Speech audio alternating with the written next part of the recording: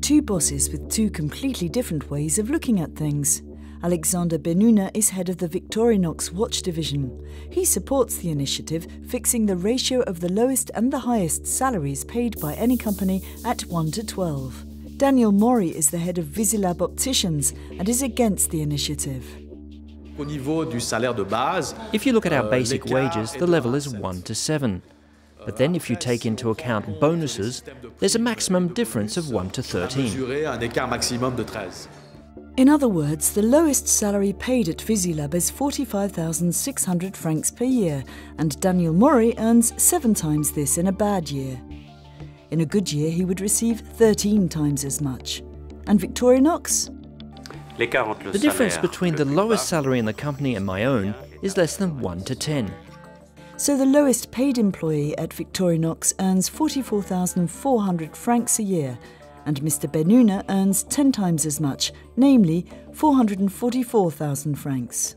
Swiss TV met the Victorinox timepieces boss at Basel World, a trade show for the international watch and jewellery industry. The bosses of branded watch companies represented here earn millions of francs. So is Alexander Benuna simply preaching in the wilderness? We're not preaching. We prefer to stick to a salary policy that reflects our values, and which we consider well adapted to our economic activities. Victorinox timepiece division employs 120 people and has a turnover of about 100 million francs.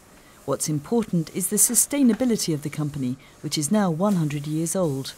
It's true that the managers earn more money than the other employees, but Benuna insists that this does not affect the cohesion of the company. There's a saying that all work deserves to be paid. An executive has responsibilities and is faced with difficult situations. You have to take into account the decisions he has to take, so he's rewarded for that. But a manager is nothing without his team, without the commitment of the employees. For Victorinox, the motto is team spirit, family. At Visilab, they see things differently.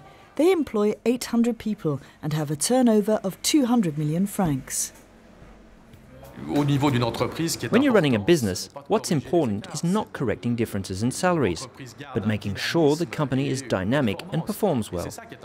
That's in everybody's interest, not just the bosses and the directors, but also the employees. We have a bonus system, for example, for every level of sales staff. This rewards good performance. It's also a way of sharing, because if the company performs well, everyone benefits.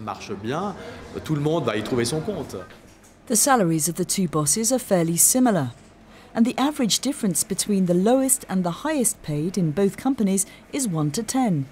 So why does Mori have a problem with the idea of limiting the wage difference by law?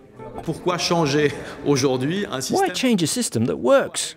Why do we have to regulate everything excessively, when we see that too many rules lead to catastrophic situations, like in France, which is bankrupt? Look at this. This is the French employment legislation. There are 8,300 articles, and these are the Swiss employment laws, with 128 articles.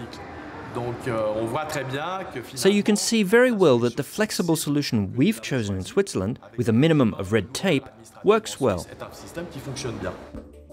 So it's philosophical rather than economic differences that set the two bosses apart. There have to be differences in salary because the levels of responsibility are not the same, but it must remain within a range that corresponds to each person's commitment. So the choice is whether or not to regulate.